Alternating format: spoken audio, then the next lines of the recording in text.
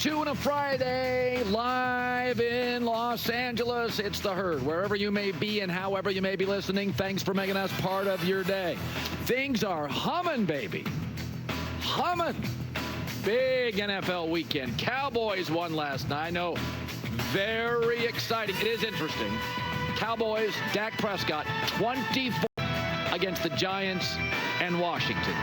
So excuse me if I don't take anything from the win. I said yesterday, Dallas going to win. CeeDee's going to look good. Michael have a couple splash plays. I've seen this now for 7 years. It doesn't mean, and this Dallas team's less talented. I mean, I said before, if you can take a team outside of quarterback, if you can take a team and say, just take that guy out. Like Minnesota doesn't have Justin Jefferson or Jordan Addison or TJ Hawkinson and the offense game-clinching drive. That's a team. Now, quarterback obviously is different. If you take C.D. Lamb out of the they don't have a single great player. Wait, what about that fullback number 4? Never heard of him in my life. And he was like catching passes last night. I'm like, who is this guy? No. There's a lot of teams in the league that fool you, like the Raiders. Take out Devontae Adams and Max Crosby. Now, that's two guys. And I would argue just take out Max Crosby. If you take Max Crosby out of the Raiders, because they don't have a star quarterback to get it to the star receiver, you just take Max Crosby out. You think they're bad now? What are the Giants without Malik Neighbors? Okay, I'll tell you. He had like 15 targets. No, I'll tell you. Great offensive coach, great left tackle, great defensive front. Giants have all sorts of elements. Dallas has one. Dallas's O-line stinks. Dallas's D-line's terrible. Dallas has, I mean. Are you saying the Giants have more, if you remove both wide receivers? Yes. Wow. If you put Dak on the Giants, they kicked the you-know-what out of Dallas last night. They blow them off, their doors off. I got Dak, Neighbors, great left tackle, great D-line, great offensive coach. Dallas got one great, C.D. Lamb. Giants are Tampa before Brady got there. You're like, oh, I didn't ever watch Shaq Barrett. I didn't know much about Vita Vea. I didn't know. All of a sudden you look up, you're like, Chris Godwin. Oh, he's there too. They just had to get a right tackle, upgrade the running back room. Gronk, want to get some sun? Cute girls down here. All right. I mean, seriously, the Giants, let's say Malik Neighbors is hurt. Okay, they're not as good at receiver, but I love the coach. I love the left tackle. I love the defensive line. Dexter Lawrence is one of the best defensive tackles in the game. Good, but he's not good. He's great. I mean, his secondary couldn't stop anybody last night. Their secondary had injuries. Nobody has a great secondary. Sauce Gardner last year wasn't as good. Patrick Surtain hasn't had a good year. Secondary, every team in the league, every single team in the league, there's a huge cornerback shortage in the NFL. Huge issue. I mean, go ask any general manager. They're all saying the same thing. It is so easy for us to find a number 3 receiver and impossible to find a number 2 corner. Well, some of that is scheme, right? Well, no, some of it is. L'Jarius Sneed was awesome in Kansas City. Have you seen what he's done in Tennessee?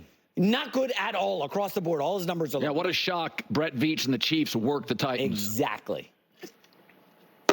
All right.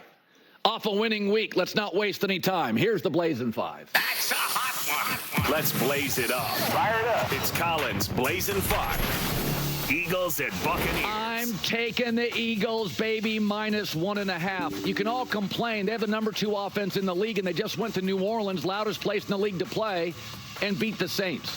Jalen Hurts had 311 yards offense. The offense isn't the problem. They're turning it over too much, but Saquon Barkley leads the NFL in touches, rushing yards, and touchdowns in the NFL. And by the way, they got a defense too. Meanwhile, Tampa, the offense in the last 2 games, they're a disaster on third down, and they're averaging 13 points a game. And they have 17 players, does Tampa, on the injury list. If the weather's an issue, it helps Philly. Eagles offense is humming. Mike Evans hurt. Chris Godwin hurt. Tristan Wirfs hurt. They're terrible now on third down. Baker's good. He's not great. He can't afford to be missing people. I like the Eagles to win it. 30-24. Swallow the points. Rams and Bears. Everybody likes the Bears. I'll take the Rams. Here's why. Chicago's just not well coached offensively. O-line and running back room has regressed badly. Same players. They were ascending players. They've all gone backwards.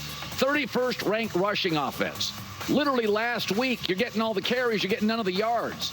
The Bears offense is virtually awful at everything. And we thought the O-line was getting better. We thought the run game would have some potency.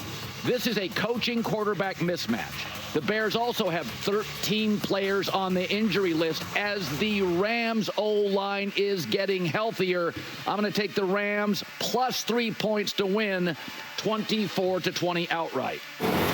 Commanders and Cardinals. Boy, I really like this one. I'm going to take Arizona and swallow the 3.5 points there at home. The Cardinals have the best point differential in the NFL for a losing team. Their losses were to the Bills and Lions, Super Bowl level teams. Kyler Murray this season is completing almost 69% of his throws. He's got a star receiver. He's got a star back. He's getting decent protection. Washington, it's called regression to the mean. Jaden Williams is completing 80% of his throws. That's coming down. Jaden, they're the only team without a turnover this season. They're going to have one. This is the time to sell on Washington at least a little bit. They're not going to play perfect offensive football, never punt or turn the ball over again. Also, Austin Eckler's banged up, so Jaden may not have a star running back.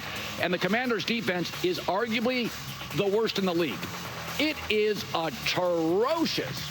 Arizona is going to eat, swallow the points. I don't even think it'll feel this close. 33-24. Washington offense looks like everybody else's. They'll turn it over, throw incompletions, and punt. Bills and Ravens. The wise guys like the Ravens. I like the Ravens. First of all, Buffalo. Again, everybody's on fire. We do this every year. Oh, my God, we love Buffalo. I love Buffalo. But it's a short week, and this is a very big game for Baltimore. They're a toe length from beating Kansas City. They hammered Dallas. Only team to have top 10 players, 2 in the top 10 in rushing, Lamar and Derrick Henry. They're number 1 in the league in total offense. They're fine, but they have a new defensive coordinator, and they're trying to figure that out. But their offense is fantastic. Multiple injuries at linebacker and corner for Buffalo, and the Ravens aren't like the Bills' early opponents. They're going to run the football. They're not perimeter-based. They are run-based. It's at Baltimore. Short week Buffalo. Wise guys like Baltimore, so do I. 28-24. They win. They cover.